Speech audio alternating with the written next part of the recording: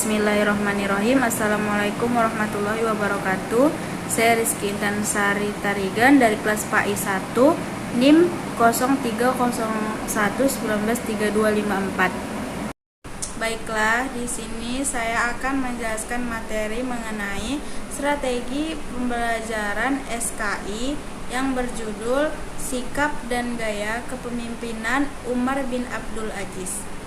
Baiklah, sebelumnya di sini saya akan mengenalkan biografi mengenai Umar bin Abdul Aziz. Jadi nama lengkapnya adalah Abu Hafiz Umar bin Abdul Aziz bin Marwan bin Hakam bin As bin Umayyah bin Abdusyam. Ia adalah keturunan Umar bin Khattab melalui ibunya yang bernama Laila Ummu Asim binti Asim bin Umar bin Khattab. Khalifah Umar bin Abdul Aziz ini lahir ketika ayahnya Abdul Aziz menjadi gubernur di Mesir.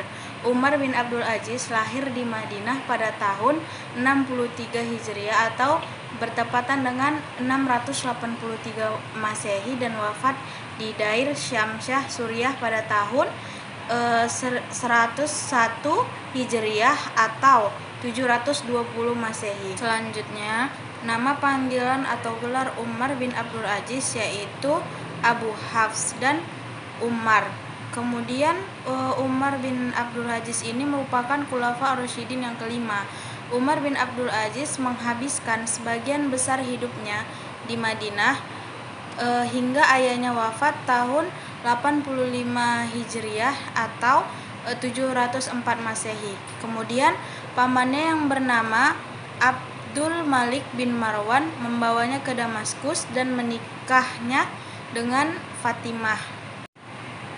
Selanjutnya Umar bin Abdul Aziz ini memperoleh pendidikannya di Madinah yang pada waktu itu merupakan pusat ilmu pengetahuan dan gudang para ulama hadis dan tafsir. Pendidikan yang diperolehnya sangat mempengaruhi kehidupan pribadinya dalam melaksanakan tugas yang diamanatkannya. Selanjutnya, ketika Masjid Nabawi dibongkar atas perintah Al-Walid bin Abdul Malik tadi untuk diganti dengan bangunan yang baru lebih indah, Umar bin Abdul Aziz dipercaya sebagai pengawas pelaksanaan pembangunan itu. Kemudian Umar bin Abdul Aziz dikenal sebagai gubernur yang adil, bijaksana, mengutamakan dan memperhatikan kepentingan rakyatnya, serta mau mendiskusikan berbagai masalah penting yang berkaitan dengan agama, urusan rakyat, dan pemerintahan.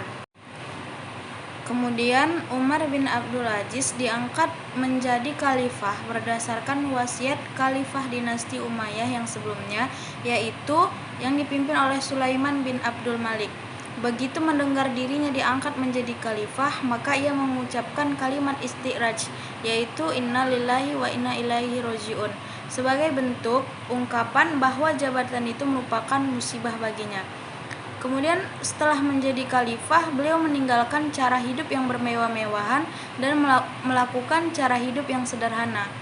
Umar bin Abdul Aziz ini mengembalikan semua harta yang ada pada dirinya ke Baitul Mal. Beliau mengharamkan atas dirinya untuk mengambil apapun itu dari Baitul Mal. Kemudian sejak Umar bin Abdul Aziz ini telah diajarkan ilmu pengetahuan agama dan juga pengalamannya, ia telah terbiasa mengamalkan semua perintah agama sehingga jiwanya terbentuk sebagai orang yang soleh dan taat kepada agama. Dan ketaatan dan ketakwaannya ini tidak hilang meskipun beliau telah menjadi khalifah pada saat itu.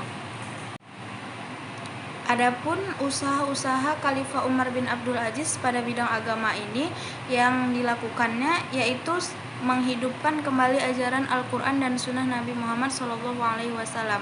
Kemudian menerapkan hukum syariah Islam secara serius dan sistematis. Kemudian mengadakan kerjasama dengan ulama-ulama besar seperti Hasan al-Basri dan Sulaiman bin Umar.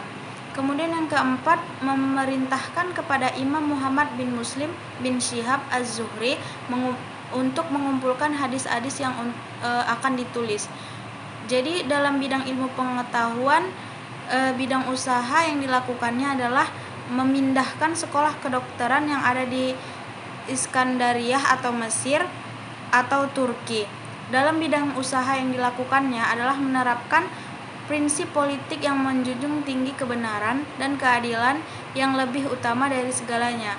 Jadi melihat secara langsung cara kerjanya para gubernur pada saat itu, yaitu dengan cara mengirim utusan ke berbagai negeri dan tidak sungkan-sungkan untuk memecat gubernur yang tidak taat menjalankan agama dan bertindak zalim terhadap rakyatnya, seperti korupsi dan lainnya. Nah, selanjutnya usaha yang dilakukan dalam bidang ekonominya yaitu mengurangi beban pajak yang dipungut dari kaum Nasrani dan kemudian menghentikan jizyah yang berupa pajak dari umat Islam. Kemudian membuat aturan mengenai timbangan dan takaran, menghapus sistem kerja paksa, menyediakan tempat penginapan bagi musyafir dan menyantuni fakir miskin, kemudian memperbaiki tanah pertanian, irigasi dan penggalian sumur-sumur dan pembangunan jalan. Kemudian yang ketiga yaitu pembahasan mengenai kesalehan Umar bin Abdul Aziz. Jadi kesalehan Umar bin Abdul Aziz ini merupakan kesopanannya dan kesantunannya ini memang patut kita teladani agar sikap dan perilaku yang kita hindari bisa terikut dengan sikap Umar bin Abdul Aziz ini, seperti menjauhi rasa sombong, angkuh yang berlebihan. Kelebihan apapun yang dimiliki seseorang, baik jabatan, khalifah, pimpinan, penguasaan, harta dan kekayaan, dan kecerdasan merupakan keberhasilan, semua itu yang bersifat sementara dan pada hakikatnya bukan milik kita melainkan titipan Allah Subhanahu wa taala. Oleh karena itu, hindari sikap sombong, egois, angkuh meskipun ada banyak kelebihan dalam dirimu. Kemudian Umar bin Abdul Aziz tidak hanya cerdas, melainkan seorang negarawan yang demokrat dan politikus yang demokrat untuk melarang seluruh keluarga yang menghina, mencaci pihak-pihak lain yang berada pada haluan politik atau berbeda paham dari keberagamaannya. Jadi kesimpulan dari materi yang saya jelaskan mengenai memahami sikap dan gaya kepemimpinan Umar bin Abdul Aziz ini. Jadi ciri khasnya dari kepemimpinan Umar bin Abdul Aziz yaitu sebelumnya adalah mengenai pemikirannya.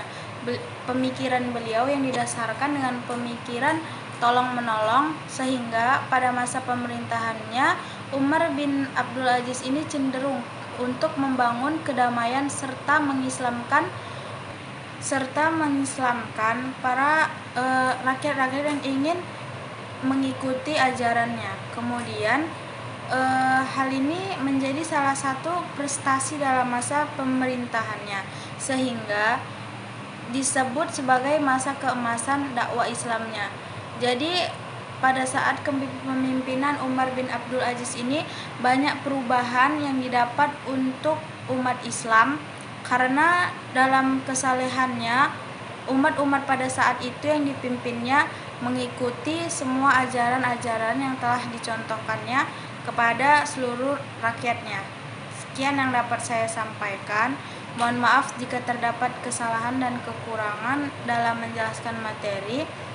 Sekian dan terima kasih. Wassalamualaikum warahmatullahi wabarakatuh.